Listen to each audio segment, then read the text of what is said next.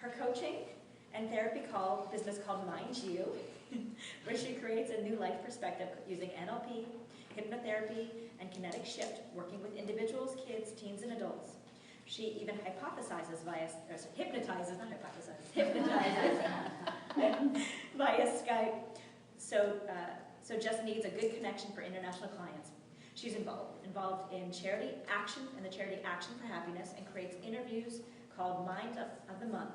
She is German, and with her husband and 2 teens, lives by the sandy shore of South England. Julia firmly believes happiness is homemade. Today, she's helping us to explore just that. Welcome, Julia. Yay!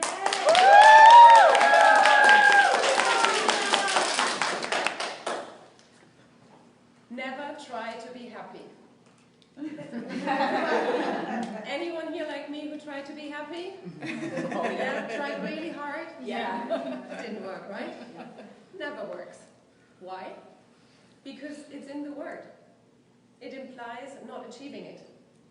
It just does what it does. It tries. So why is this important? Because we always want to give our best, but when we only try, we will never get there. And our brain is so clever that it wants to help us. And it will just do that, try. So have you heard someone say, I'll try to be on time? Well, that person is probably going to be late. So it's important because our mind and our body are connected, aren't they? Body-mind connection. And what it does is our thoughts, feelings, and words create our experience. And we all want to really live, don't we? Or do you want to say, I tried to live? Come on, guys. So this is important, right?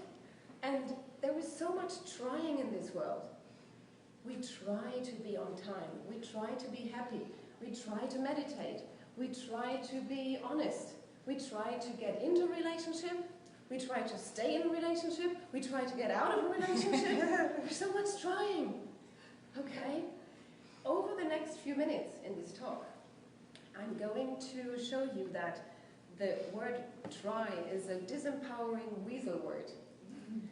And instead of it, if we truly stand up for what we want and need and desire and what our goals are, that's when our eyes sparkle with truth. Let me take you to British Columbia, a winter scene in Canada it is. In my late 20s, I was sitting around a campfire with journalists. I'm a PR agent, and I took several journalists and photographers there. We were sitting by this fire in this pristine nature. It was bitter cold.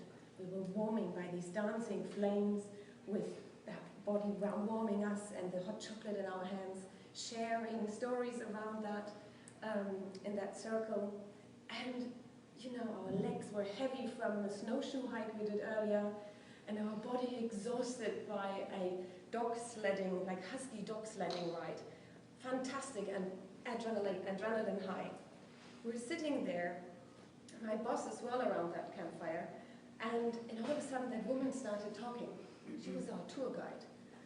And she talked about the wilderness and being one with nature, and how she was in her element of this nature.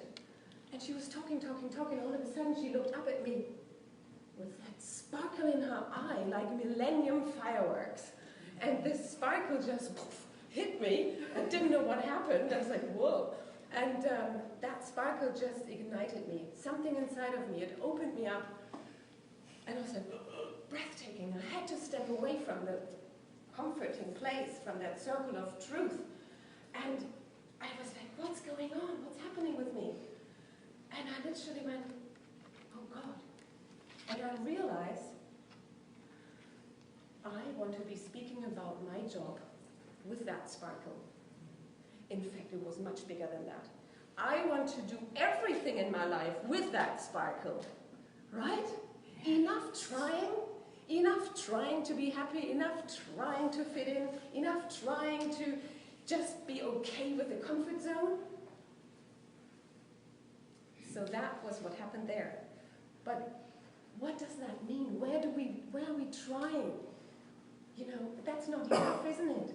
We want to be stepping into that place. And what does that mean is when we sparkle, what does that mean for us? That we are connected to our sparkle and we sparkle with truth. That's where we want to be, right? And so that lady had just shaken and rattled my comfort zone, and I was stepping out of it, and it felt new and strange.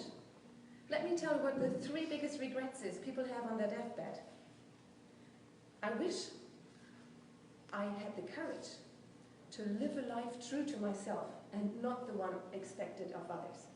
Second, I wish I could express my feelings. Third, I wish I could let myself be happier.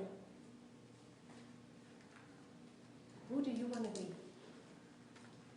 I want to live this life right now.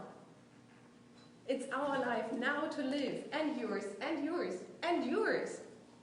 Come on, it's our life now. So let's stand up for what you really want to stand up for. And you can stand up right now if you want for good practice.